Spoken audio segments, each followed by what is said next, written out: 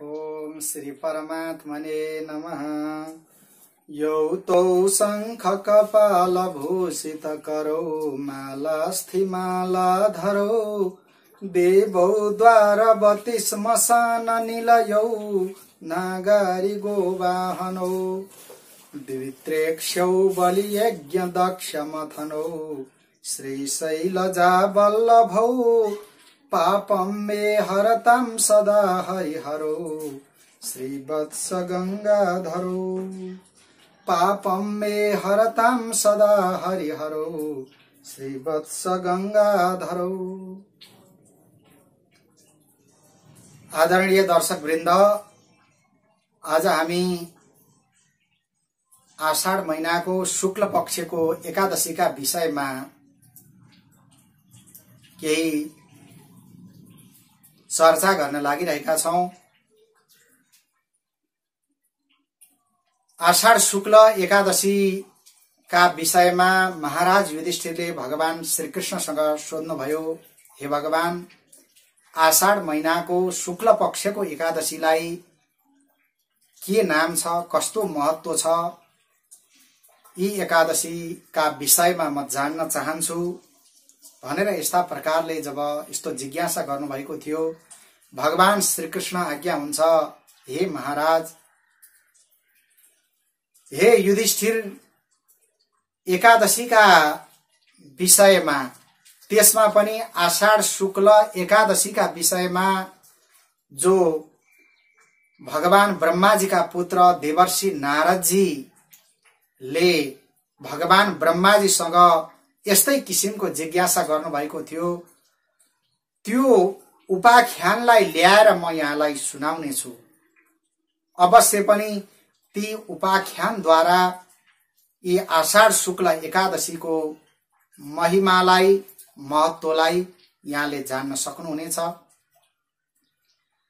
देवर्षि नारदजीले भगवान ब्रह्माजीसँग सोध्नुभयो, हे भगवान, आषाढ शुक्ल पक्षको एकादशीको नाम के हुन्छ र यी एकादशीका दिन भगवान नारायणको उपासना कसरी गर्न सकिन्छ भनेर यस्ता प्रकारले जब यस्तो किसिमको जिज्ञासा देवर्षि नारदजीले राख्नु भएको थियो, भगवान ब्रह्माजी अत्यन्त प्रसन्न हुनुभयो र देवर्षि नारदजीलाई भन्नुहुन्छ, वैष्णवोसि मुनि श्रेष्ठ साधु पृष्ठम कलिप्रिय नातः परतरम लोके पवित्रम हरिभासरात। यसरी भगवान ब्रह्माजी देवर्षि नारदजीलाई प्रशंसा गर्दै आज्ञा हुन्छ, हे नारद, तिमी भगवान नारायणको अत्यन्त प्रिय छौ। भगवान नारायणको चरणको सेवामा, भगवान नारायणको स्मरणमा, भगवान नारायणको गुणानुवादमा तिम्रो चित्त यति समाहित भएको छ, त्यसले गर्दाखेरि तिमी वैष्णव बनिरहेका छौ। कलियुगका मान्छेहरूका लागि अत्यन्त कल्याणकारक यस्तो किसिमको उपाय तिमीले आज सोध्यौ, जुन एकादशीका विषयमा, हरिवासरका विषयमा, भगवान नारायणको प्रिय दिनका विषयमा तिमीले सोधेका छौ, यो ज्यादै उत्तम भएको छ। आषाढ महिनाको शुक्ल पक्षको एकादशीलाई ज्यादै उत्तम व्रत भनेर बताइएको छ। एकादश्या व्रतम पुण्यम पापग्नम सर्वकामदम।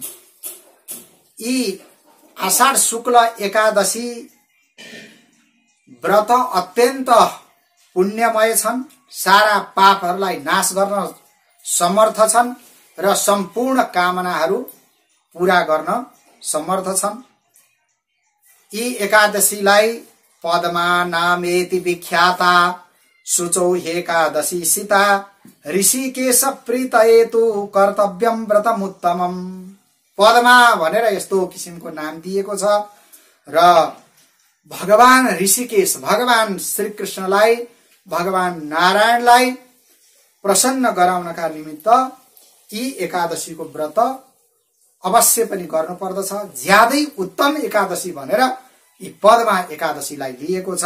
हे नारद, यस विषयमा म एउटा सानो पौराणिक कथा तिमीलाई सुनाउँदछु भनेर भगवान ब्रह्माजीले आज्ञा भएको छ। यस्या श्रवण मात्रेण महापापम प्रणश्यति। जुन पौराणिक कथा एकादशीका विषयका पौराणिक कथालाई सुन्ने बित्तिकै सम्पूर्ण पापहरू नष्ट भएर जान्छन्। ठूला ठूला पापहरू पनि तुरुन्तै समाप्त भएर जान्छन्। एकजना मान्धाता नाम गरेको राजा हुनुहुन्थ्यो। अत्यन्त बलवान चक्रवर्ती राजा हुनुभयो मान्धाता, र धर्मपूर्वक उहाँले प्रजाहरूको पालना गर्नुभयो र विभिन्न यज्ञ इत्यादिहरू पनि गर्दै गर्दै जानुभयो। तर दैव संयोग कुनै समय त्यस्तो आयो 3 वर्षसम्म उहाँको राज्यमा वर्षा भएन, अन्न इत्यादिको उत्पादन भएन। अन्नहरूको माध्यमद्वारा यसरी जो भगवानको यजन गरिन्छ, भगवानको उपासना गरिन्छ, यज्ञ यागादिको माध्यमद्वारा त्यो सारा यज्ञ यागादिहरू पनि बन्द भए। यसरी चारैतिर सुक्खा लागेको थियो। सारा प्रजाहरू दुखित हुनुभयो र प्रजाहरू यसरी दुखित भएको देखेर मान्धाता महाराजलाई ज्यादै पीर लागेछ। उहाँले एक दिन सैनिकहरूलाई साथमा लिएर जंगलमा जो ऋषिहरू तपस्या गरेर बस्नु भएको छ, ऋषिहरूको दर्शन गरेर ऋषिहरूबाट केही उपाय अवश्य पनि प्राप्त गर्छु भन्ने यस्तो जिज्ञासा गरेर उहाँले सारा सैनिकहरूलाई पनि साथमा लिएर जंगलमा जानुभयो। घोर जंगलमा घुम्दै घुम्दै जाँदाखेरि यसरी उहाँले ऋषिहरूको आश्रम प्राप्त गर्नुभयो, जहाँ भगवान ब्रह्माजीको पुत्र हुनुहुन्छ अंगिरस नाम गरेको ऋषि, अंगिरा ऋषि। ती अंगिरा ऋषिको दर्शन प्राप्त गर्नुभएछ र मान्धाता महाराजले यसरी अंगिरा ऋषिसँग भन्न लाग्नुभयो, हे ऋषिवर, यसरी के पापले गर्दाखेरि हो? मेरो सारा राज्यमा वर्षा भएको छैन। 3 वर्षदेखि यसरी सारा प्रजाहरू पीडित भइरहेका छन्। अन्न इत्यादिको उत्पादन छैन। उनीहरू भोक भोकै मर्न लागिरहेका छन् भनेर यस्ता प्रकारले जब यस्तो एउटा विपत्तिको कुरा सुनाउनु भएको थियो, अंगिरस ऋषिले भन्नुभयो, महाराज, तपाईले यस जन्ममा त कुनै किसिमको पापहरू गर्नु भएको छैन। पूर्व जन्मका कुनै पापको कारणले गर्दाखेरि यसरी वर्षा भएको छैन। अब यो सत्य युगको बेला छ। यतिखेर धर्मका 4 पाउहरू छन् र ब्राह्मणहरू यसरी तपस्वी हुनुपर्ने, ब्राह्मणहरूले तपस्या गर्नुपर्ने र वास्तवमा जुन जुन वर्णका उपयुक्त कर्महरू छन् ती वर्णका व्यक्तिहरूले ती उपयुक्त कर्महरू सम्पादन गर्नुपर्ने।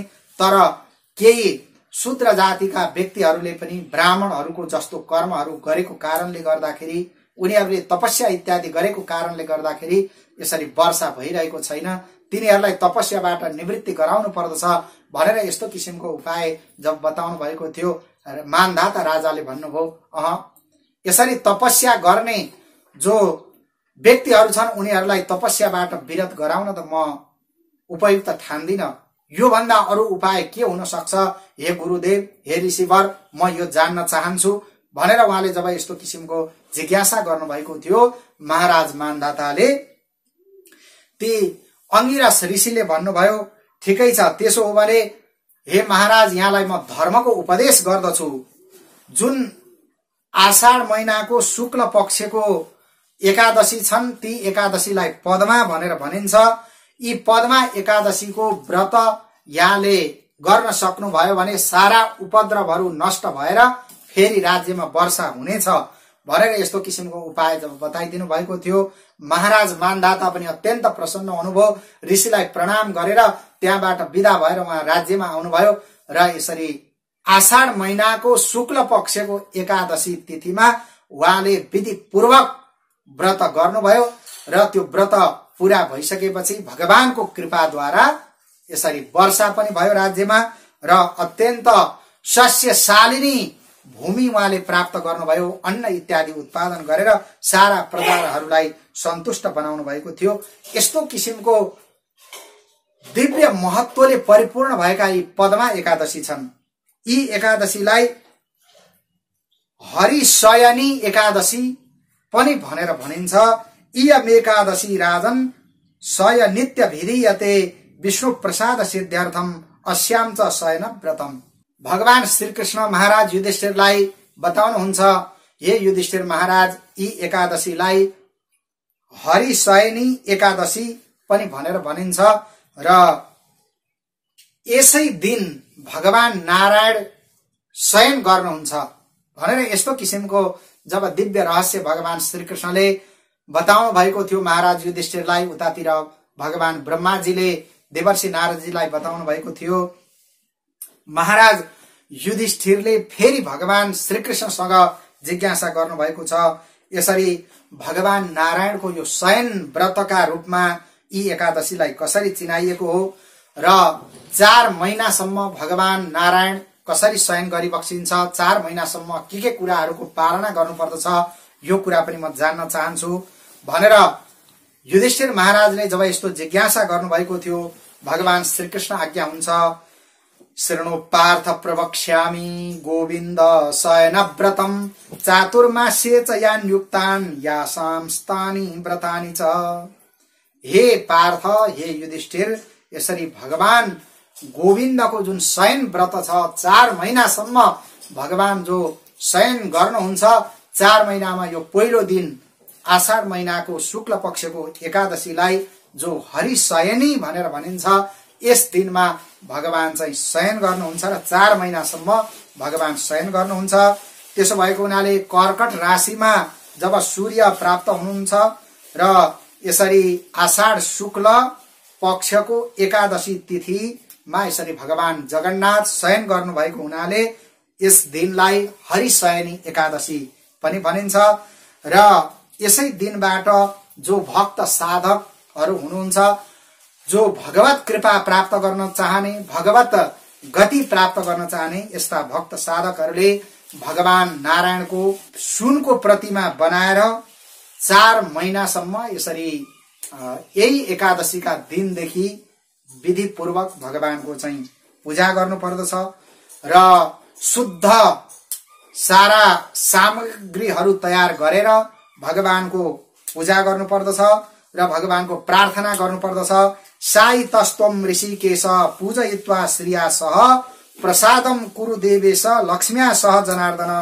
हे ऋषिकेश, हे भगवान नारायण, यसरी भगवती महालक्ष्मीका साथमा हजुर चाहिँ सुत्न लाग्नु भएको छ र यसरी मैले जो पूजा आराधना गर्दैछु, भक्ति गर्दैछु, यसबाट हजुर प्रसन्न हुनुहोस् भनेर यस्तो किसिमको प्रार्थना गर्नुपर्दछ र भगवान लक्ष्मी नारायणको सुनको प्रतिमा बनाएर भगवानको अत्यन्त सुन्दर ती बिछ्यौनाहरू राखेर भगवानलाई शयन गराउनु पर्दछ र भगवानको पूजा इत्यादि गर्नुपर्दछ, प्रातः सन्ध्या इत्यादि गर्ने।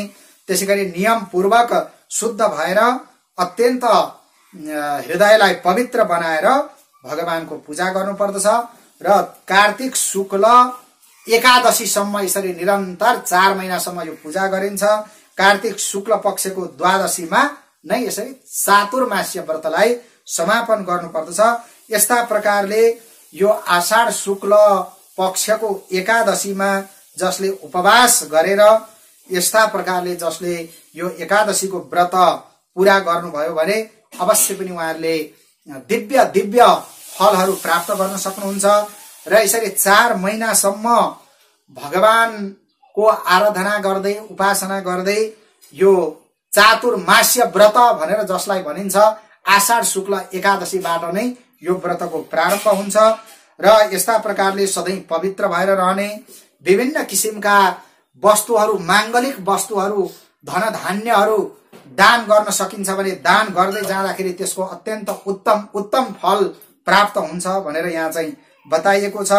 सन्ध्यामा दीपहरूको प्रज्वलन गर्ने र यस्ता प्रकारले त्यो दीप प्रज्वलनहरू गर्दै गायत्री मन्त्रद्वारा भगवानको स्मरण गर्दै जसले यसरी 4 महिनासम्म उहाँहरूले चाहिँ भगवत एउटा आराधनामा आफूलाई समर्पित गर्न सक्नुभयो भने उहाँहरू अत्यन्त धन्य धन्य हुनुहुन्छ र भगवत लोकको उहाँहरू अधिकारी बन्न सक्नुहुन्छ भन्ने यस्तो फल पनि यहाँ बताइएको छ।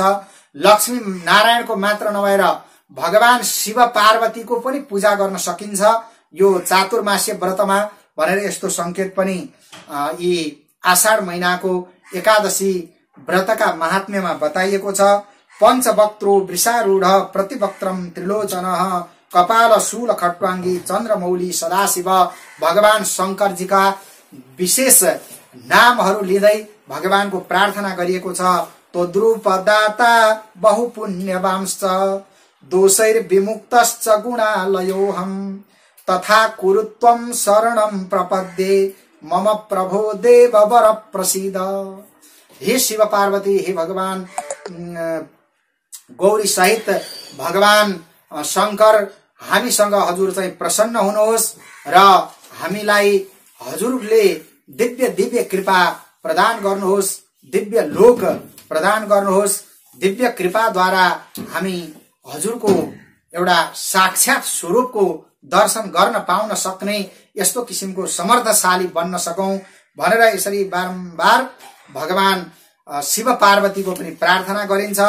त्यसैगरी भगवान श्री कृष्ण, त्यसैगरी भगवती राधाजीको पनि पूजा यो चातुर्मास्य व्रतका क्रममा गर्न सकिन्छ भनेर यस्तो संकेत गरिएको छ।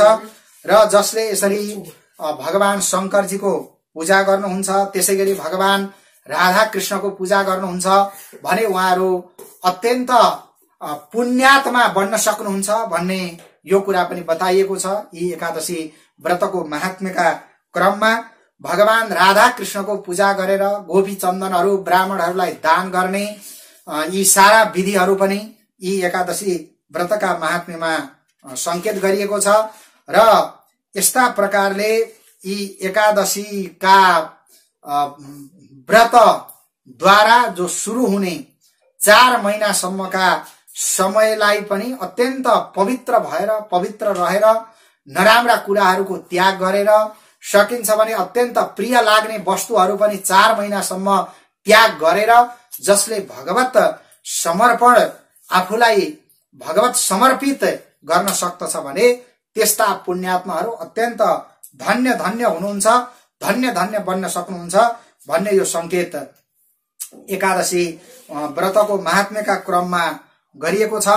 र 4 महिनासम्मको यो व्रत पूरा गरिसकेपछि भूमिदान, धेनुदान, त्यसैगरी विभिन्न किसिमको सुन दान, वस्त्र दान, अन्य अन्नादिको दानलाई पनि ज्यादै उपयुक्त हुन्छ भनेर यो बताइएको छ। र यी दानहरू गर्दाखेरि जो यक्षराज कुबेर पनि अत्यन्त प्रसन्न हुन सक्नुहुन्छ र उहाँहरूलाई विभिन्न किसिमको धनधान्य कुबेरले प्रदान गर्नुहुन्छ। पुत्र पौत्र सन्तति सारा सुख वैभव इत्यादिहरू चाहिँ प्राप्त हुन्छन् भन्ने यस्तो किसिमको यो फल पनि यो चातुर्मास्य व्रतका क्रममा चाहिँ बताइएको छ। यसरी अत्यन्त बाछाले सहित भएकी पयस्विनी गाई दान जसले गर्नुहुन्छ यो चातुर्मास्य व्रतका क्रममा भने उहाँहरू पनि अत्यन्त भाग्यशाली बन्न सक्नुहुन्छ, भगवत कृपा पात्र बन्न सक्नुहुन्छ भन्ने यस्तो संकेत गरिएको छ। र यस्ता प्रकारले यी 4 महिनासम्मको जो व्रत छ पूरा गर्दाखेरि सकेसम्म यो 4 महिनासम्म साग आदि परिवर्जन गर्नुपर्छ भनेर यस्तो संकेत गरिएको छ। वार्षिकान चतुरो मासान छाकादि परिवर्जित, साग इत्यादि सकेसम्म खानु हुँदैन भन्ने यस्तो किसिमको संकेत पनि यहाँ गरिएको छ। सकेसम्म अपवित्र वस्तुहरूलाई त छोड्दिनै पर्दछ। र यस प्रकारले 4 महिनासम्ममा जो प्रथम महिना हो, प्रथम महिनामा सकिन्छ भने साग खाँदै नखाने यस्तो किसिमको गर्नु पर्दछ व्रतीले। दोस्रो, प्रथम महिना साउन महिनामा साग नखाने, भदौ महिनामा दहीलाई त्याग्न सकियो भने ज्यादै उत्तम हो भनेर बताइएको छ। त्यसैगरी असोज महिनामा दूध त्याग्न सकियो भने ज्यादै उत्तम हो भनेर बताइएको छ। र कार्तिक महिनामा दाल खान त्याग्न सकियो, दाल खानेकुरालाई त्याग्न सकियो भने त्यसलाई ज्यादै उत्तम हो भनेर बताइएको छ। सकेसम्म यो चतुर्मासामा राजमासहरू खानु हुँदैन, कुभिन्डोहरू, त्यसैगरी मूला, गाजर र भान्टाहरू खानु हुँदैन, त्यसैगरी उखुहरू खानु हुँदैन, कदमहरू, मुसुरोहरू, त्यसैगरी धेरै धेरै बिहा हुने फलहरूलाई त्याग्नु पर्छ भनेर यस्तो किसिमको यो व्रतको विधिमा महात्म्यमा यस्तो संकेत पनि गरिएको छ।